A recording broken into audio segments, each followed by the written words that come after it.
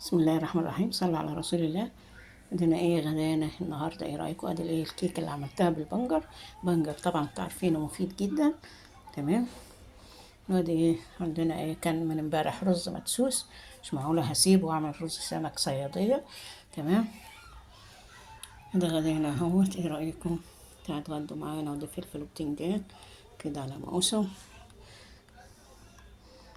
ايه رايكم في الغدا الخفيف ده قبل رمضان؟ رمضان.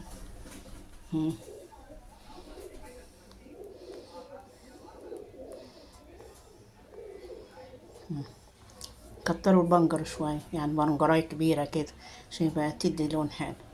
تمام. او حتى عطت ما عطتش، المهم انت حطيت الايه، الفيتامينات بتاعتها يعني. وان البنجر كمان بيبقى صعب على الاطفال ياكلوه يعني كده. خلاص. اي فكرة. صح.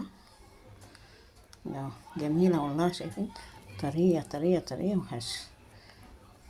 معلش عشان هي لسه سخنة يعني. تمام.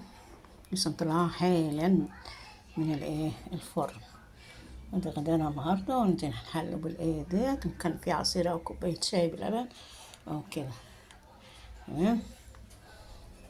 رز بقى، رز صيادية ولا بتاع، عندنا رز من امبارح مدسوس جميل. شايفين الوش بتاعه حلو ازاي؟ ادي السمك اهو، جميل جميل جميل.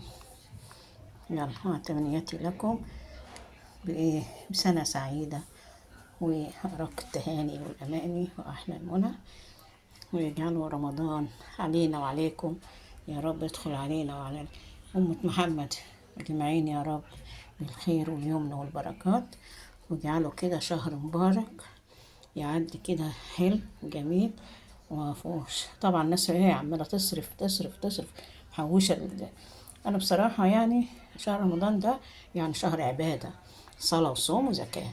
الأكل بقى اللي هو الروتين بتاعنا اليومي يعني، مفيش حاجة جديدة يعني. ممكن يعني إيه بطاية في يوم كده في رمضان بتاع، في كده الأكل الروتيني يعني. لكن الناس كأنها إيه، مفيش في السنة إلا إيه الشهر ده، هو أصلا شهر عبادة مش شهر أكل يعني. حلو.